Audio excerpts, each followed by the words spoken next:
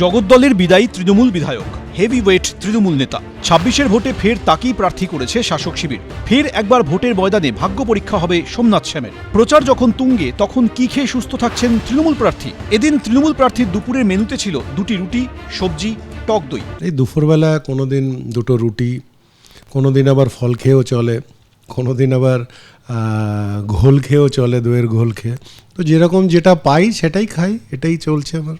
জগদ্দলের তৃণমূল প্রার্থী সোমনাথ শ্যামের সকাল শুরু হয় ছাতুর ঘোল বা ইডলি দিয়ে। এরপর প্রচারের ফাঁকে যত সম্ভব হালকা খান।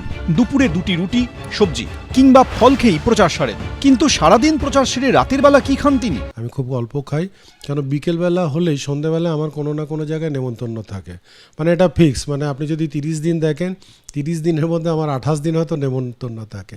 তো নেমন্তন্ন বাড়িতে গেলে কিছু না কিছু খাওয়া হয়, তো সেটাই আমার রাতের ভোজন হয়ে যায়। সেই জন্যে দিনের বেলা হালকা কিছু খাই, রাতে নেমন্তন্ন থাকলে খেলাম, আর নাহলে ওই ভাত রুটি যেটা মিলিয়ে খেতে পারি আর কি তাই খাই। পুষ্টিবিদরা বলছেন রুটিতে থাকে ফাইবার, প্রোটিন। সবুজ শাকসবজিতে রয়েছে প্রচুর পরিমাণে ভিটামিন এ, সি এবং ফাইবার। অন্যদিকে টক দইতে রয়েছে প্রচুর পরিমাণে ক্যালসিয়াম এবং ল্যাকটিক অ্যাসিড। ফলে রয়েছে ভিটামিন সি, ফাইবার, অ্যান্টিঅক্সিডেন্ট। তার ফলেই শক্তি পান, দিনভর দৌড়ে বেড়ান জগদ্দলের মাটিতে। এবারের বিধানসভা ভোটে তৃণমূলের সোমনাথ শ্যামের বিরুদ্ধে বিজেপির প্রার্থী প্রাক্তন আইপিএস রাজেশ কুমার, ফরওয়ার্ড ব্লকের পারভেজ আহমেদ খান। অন্যদিকে কংগ্রেসের হয়ে লড়বেন মন্দিরা চক্রবর্তী। সমীরণ পাল, এবিপি আনন্দ, উত্তর 24 পরগনা।